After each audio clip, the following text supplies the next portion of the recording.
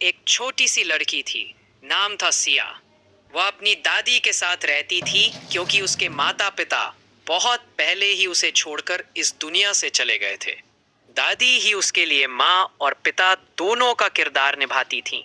सिया मासूम थी लेकिन बेहद समझदार भी।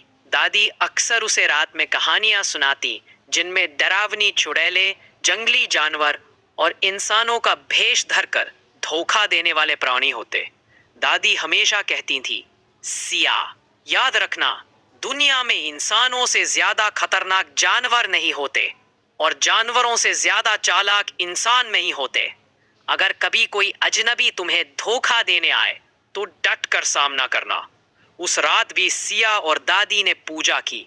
दादी ने माला फेरते हुए कहा, मुझे मंदिर में रुकना होगा, तुम दरवाजा किसी के लिए मत खोलना। और दादी चली गई। घर में अंधेरा छा चुका था। सिया अपने छोटे से कमरे में जाकर सोने लगी। बाहर हवाएं सनसनाती और खिड़की की झिर्रियों से अजीब सी सीटी की आवाज आती। तभी अचानक ट्रिंग ट्रिंग दरवाजे की घंटी बजी। सिया चौंक गई। उसने धीरे से दरवाजे के छोटे छेद से झांका और जो उसने देखा उसकी सांसें थम गईं। बाहर एक लंबी काली सी लोमड़ी जैसी आकृति खड़ी थी। उसकी आंखें लाल लाल चमक रही थीं जैसे आग। वह दरवाजे पर पंजा मारते हुए बोली, दरवाजा खोलो मेरी प्यारी बच्ची, मैं तुम्हारी मम्मी हूँ, तुम्हारी दादी हूँ, तुम्हारे लिए गरम गरम खाना लाई हूँ, जल्दी खोलो। सिया का दिल जोर से धड़कने लगा। डर से उसका गला सूख गया, लेकिन दादी की बातें उसके कानों में गूंज रही थीं। कभी किसी अजनबी पर भरोसा मत करना। वह धीरे धीरे पीछे हटी और अपने कमरे में जाकर रोने लगी। लेकिन घंटी लगातार बज रही थी। लोमड़ी जैसी वह परछाई और जोर से दरवाजा पीटने लगी, दरवाजा खोलो वरना तोड़ दूंगी। सिया कांप उठी, लेकिन वह समझदार थी।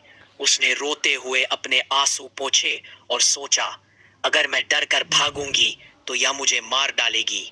मुझे दादी की तरह साहस दिखाना होगा। वह रसोई में गई। उसने मिट्टी के डोलची में आग की जलती हुई लकड़ियां भर ली।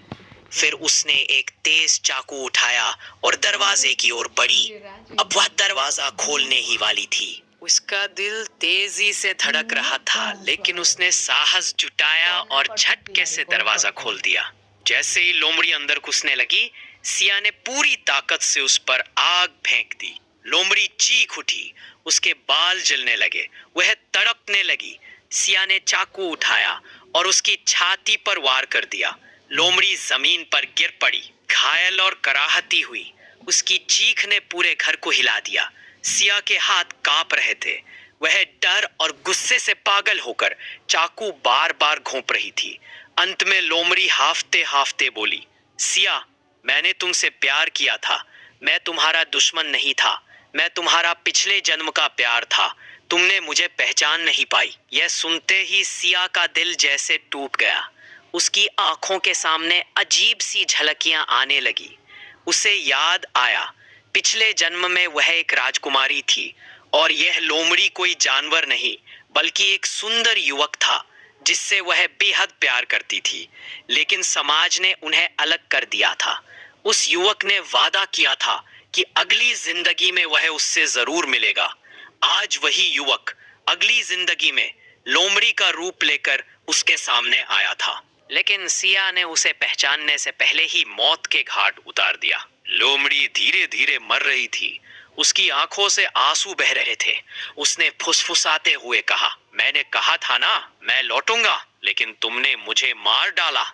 और उसकी सांसें थम गईं। सिया जमीन पर बैठ गई, फूट फूट कर रोने लगी। उसका दिल चीर गया। उसने चाकू फेंक दिया और लोमड़ी के पास सिर रखकर चीखने लगी, मैंने ऐसा क्यों किया? मैंने अपना प्यार खुद मार दिया। सुबह दादी लौटी तो उन्होंने घर का दरवाजा खुला पाया और अंदर जमीन पर बेहोश सिया और मृत लोमड़ी को देखा। दादी ने सिया को संभाला, लेकिन उस दिन के बाद सिया कभी वैसी नहीं रही। वो स्कूल जाती, पढ़ाई करती, लेकिन उसकी आंखें हमेशा नम रहती। जब भी कोई लड़का उसके सामने आता, उसे वही घायल लोमड़ी और पिछला जन्म याद आ जाता। उसे लगता कि उसका प्यार फिर कभी लौट कर नहीं आएगा। वह अपने गुनाह से टूट चुकी थी। हर रात वह रोते रोते सोती और सपनों में उसी युवक को देखती जो उससे कहता, सिया क्यों किया ऐसा।